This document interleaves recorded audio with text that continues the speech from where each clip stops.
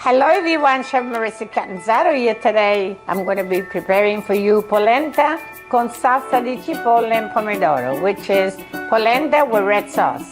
This recipe will be in my cookbook, The Next Generation. Let's get started. To the ingredients that we need: water, crushed tomatoes, onions, cornmeal, Parmesan cheese, olive oil, basil, salt, oregano, black pepper, and crushed red pepper. I'm adding the salt,